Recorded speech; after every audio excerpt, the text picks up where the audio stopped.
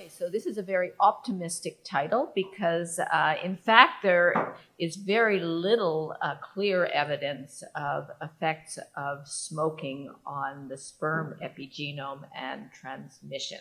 So what I think the hopeful side of this is that we now have the technology to look. So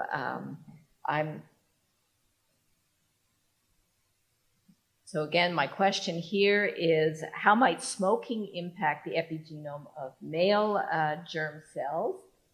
And I'm going to go through a few different aspects. The first, approaches to DNA methylation analysis, because almost all of the studies on smoking have been looking at DNA methylation. I think that there are probably better techniques that can look at much more high resolution now. Biological plausibility from the somatic cell studies, we had expected that there would be a lot of DNA methylation defects in sperm, and we don't have as many as we would expect. Why might that be? The effects of smoking on the sperm epigenome, the studies that we do have, what some of the mechanisms might be other than DNA methylation, and the potential will be heritability across generations. Okay, so first to start with technology. It started in the early 2000s. We had technology to finally be able to look at high resolution at DNA methylation across the full epigenome. And that was because of bisulfite treatment that converts cytosines that are not methylated to uracils, so they can be seen as thymine after PCR amplification, and it leaves methylated cytosines as cytosine in the DNA. So we can now look, just using sequencing technologies, at every single site of the 30 million in the epigenome. All you need is enough money and computing power. And that is not a small task, with the number of terabytes that we're dealing with now, and where to put it and how to find it and how to share it. So the techniques to study DNA methylation are many, and they basically can be divided into those where you can do a lot of assays that are on single copy genes like pyrosequencing, to those that allow you to look at every site in the epigenome. So the gold standard is whole genome bisulfite sequencing, so that you can look in high depth at methylation at every site in the genome. However, because that is a lot of work, there have been other sequencing technologies that either look at a subset of those or that capture specific regions of the methylome that you want to look at. But for most of the studies that have been done so far in relation to smoking and sperm and even somatic cells, the array-based technologies have been used, and the comparisons are used there. So there it's looking at 450,000 to 850,000 of the 30 million sites. They're mostly in and around genes and in CPG-rich regions, often not those that are most environmentally sensitive, and I will talk a little bit more about that at the end. But those are the studies that have been done and have allowed comparison across different cohorts. Okay, so let's first look at some of the somatic studies, and then I'm presenting those as a comparison for what has been done in the sperm. So this is a study that did a meta-analysis of genome-wide DNA methylation studies, where all of these studies use this Illumina 450K array. So there were 15,000 blood-derived DNA samples, 16 different cohorts, and 2,400 about current, 6,500 former, and 6,900 never smokers. And what they found was in a large number of DNA methylation effects, affecting 2,600 CPGs at the Bonferroni correction level, 18,000 at a p less than 0.05 correction level. That's over 7,000 genes, a third of the genes in the genome. So an awful lot of effects. 185 of these were persistently affected, so over time. And here are some examples of some of the genes that popped up in these studies. One of the things that came from this study was that they noticed that there was an enrichment for enhancers and regulatory regions that were affected. And so that's sort of a signal suggesting to us that those regions should be looked at more carefully. But there's very little content on the 450K arrays to look at enhancers. Okay, so what about causality? Here they've gone to twin studies. So most of the studies, somatic studies, have been cross-sectional in design, and there's a confounding from families. So here was a study looking at Australian women, 66 monozygotic, 66 dizygotic twin pairs, 215 sisters of twins from 130 twin families. Again, it was the 450K arrays, and they found 1,800 replicated in the meta-analysis. And they could infer causation because of familial confounding. And again, these same types of loci coming up. Now, when you look at effect size, the highest effects they're seeing in these types of studies is about a 20% change in methylation. But most of them are 5-10% changes in methylation. What does that mean? And that's always a big question in DNA methylation studies. Okay, so this has also been looked at in smoking mothers and into newborns. This was, again, a meta-analysis. This is a Pregnancy and Childhood Epigenetics Consortium, PACE Consortium meta-analysis across 13 cohorts involving 6,000 individuals. Maternal smoking and pregnancy, looking at newborn blood DNA methylation, again, found a lot of differentially methylated CpGs, 568 Bonferroni significant. And again, they were able to look at cohorts and find persistence into childhood for a number of the effects that were seen, and you can see them here. And again, they were noting changes in enhancers and in regulatory regions. Okay, so Francesco has already mentioned the issue of cigarette smoking affecting semen quality. And this is a meta-analysis looking at some of the human data, cigarette smoking and semen parameters, 20 studies, 5,000 men, and clear effects on sperm count, motility, and morphology, with the effect size being higher in infertile men and in moderate to heavy smokers. And so that's pretty clear from all of the studies.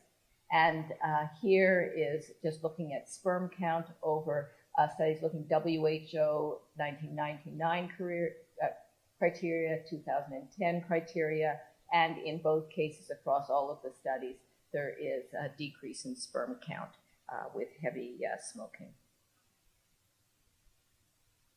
Okay, so now what about cigarette smoking and the sperm DNA methylation? So the largest study that I could find was from Doug Carole's group, published a couple of years ago.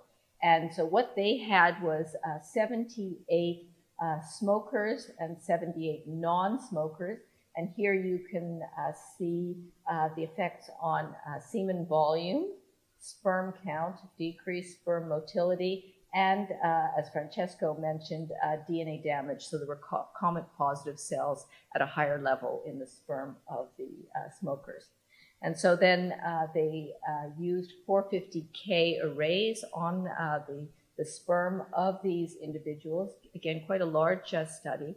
And what they found was only 141 differentially methylated CpGs.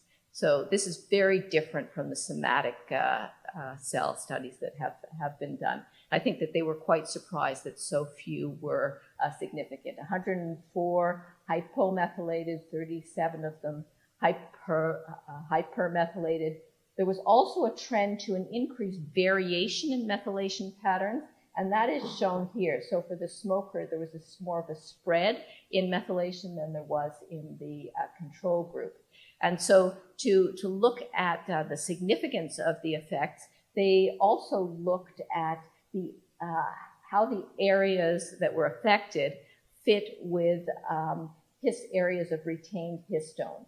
And what they found was that there was enrichment in areas of retained histones. But from this study, most of these CPGs affected were single sites. There were no regions, and they were very small changes, most of them less than 10% in a population of millions of sperm. Okay, and there is only one other 450K array study that I could find, and this was in a group of, they did 14 non-smokers versus 14 heavy smokers, only 14 per group. They identified only 11 sites of these 450,000 at greater than 20% difference. And then they went on to do locus-specific assays. You can see this here, the small difference in methylation when they do a validation type of assay. So I think there were questions as to why there wasn't more of an effect on the DNA methylome. And there I think that we can go back to the somatic studies. Perhaps there are other areas of the genome that are more susceptible. So how can we get at those?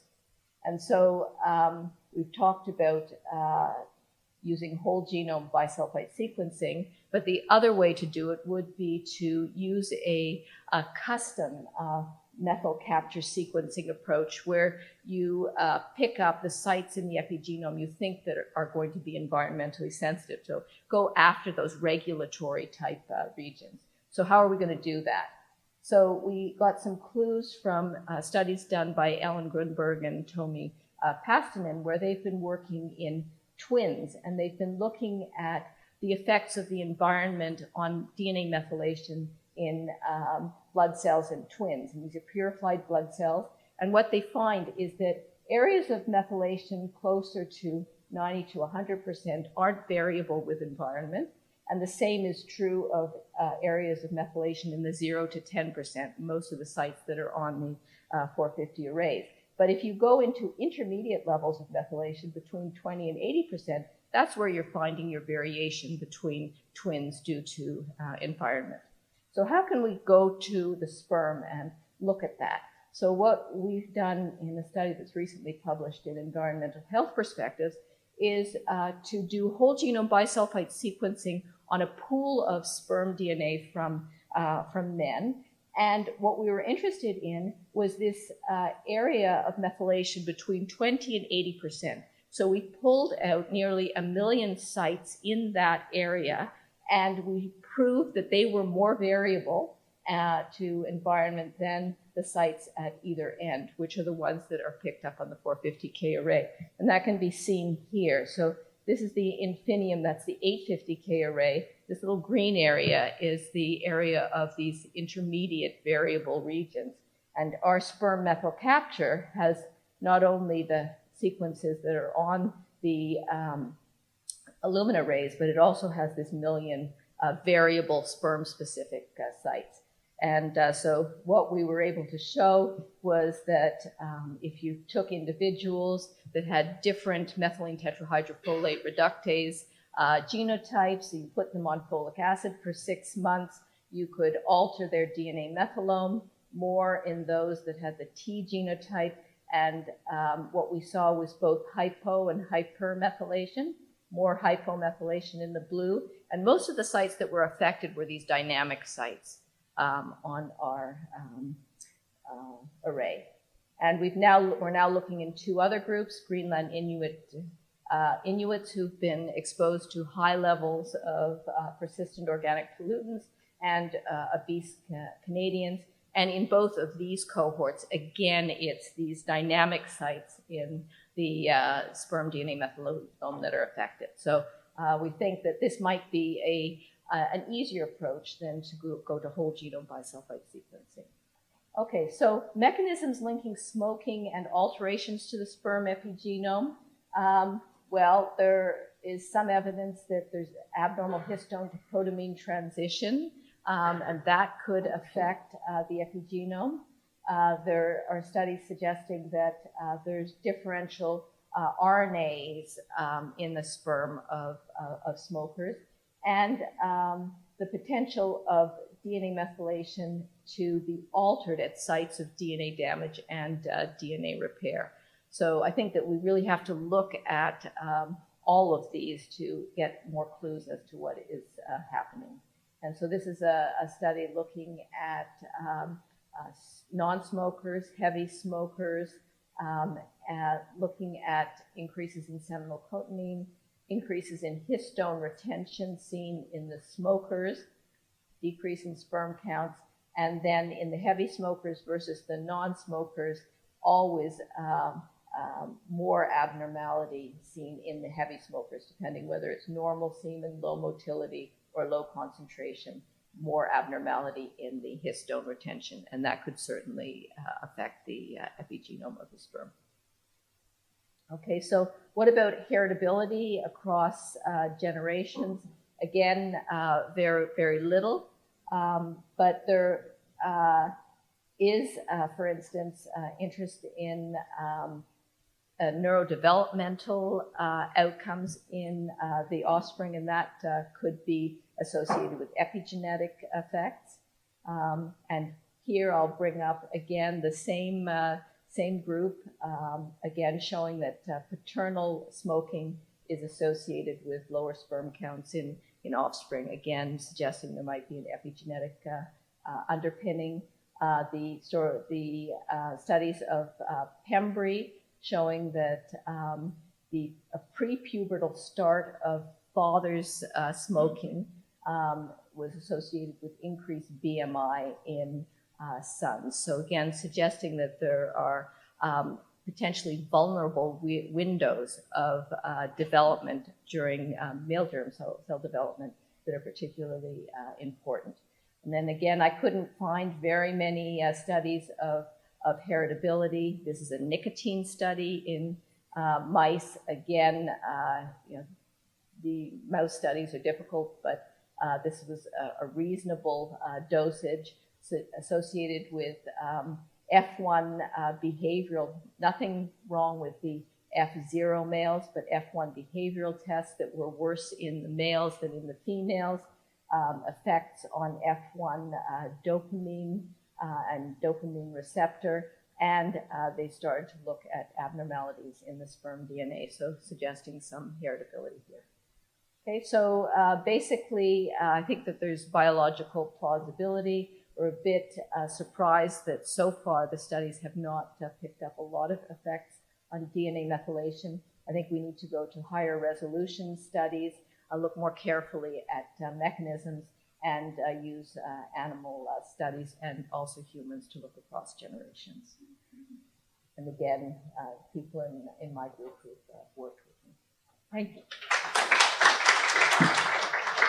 Thank you, Jacquetta. Any questions? So I'm very much I'm a window of vulnerability person. And I'm interested in this idea that maybe the methylome could change if there was a primordial germ cell exposure, so a fetal exposure, as opposed to an adult exposure to tobacco. Have there been any human studies looking at comparing exposures during those different windows? Because a lot of men who smoke didn't have mothers who smoked, and a lot of men who don't smoke had mothers who did smoke, right, when they were fetuses. So has that ever been attempted? So I don't know of any studies, but it looks like there. Yes, I will present on that later, maybe John also, because that's precisely what we have been working on, is susceptibility windows where we account for both mother and father in different age windows and grandparents. And the epigenetics of sperm? I think that's the question, is that I haven't seen any of the epigenetic approaches to this yet. Do we know if those few CPG sites that are differentially methylated in the DNA or the sperm DNA of smokers are associated with that fraction of the genome that is still associated with histones rather than protamines. Do we know anything about the location of those?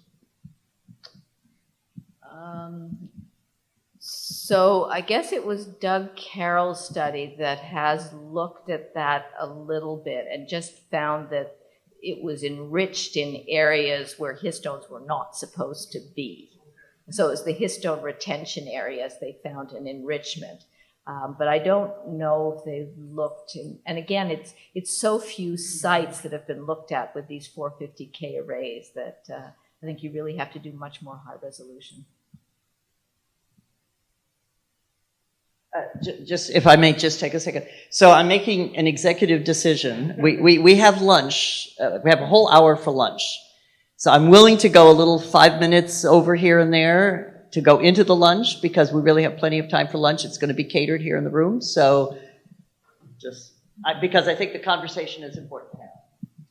So it's becoming increasingly apparent that there's the RNA epigenome, M6A and other modifications. I'm not enough of a sperm biologist to know, are there RNA molecules in the sperm that may be differentially methylated or base modifications that may be critical contributors to this?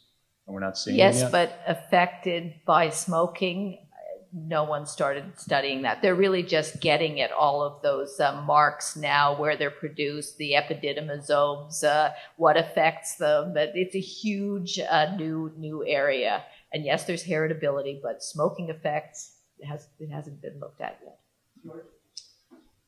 Earlier on in your presentation, you mentioned a study looking at males where there was never smokers, current smokers, and former smokers. And I didn't remember whether you mentioned what was found with former smokers compared to the other two.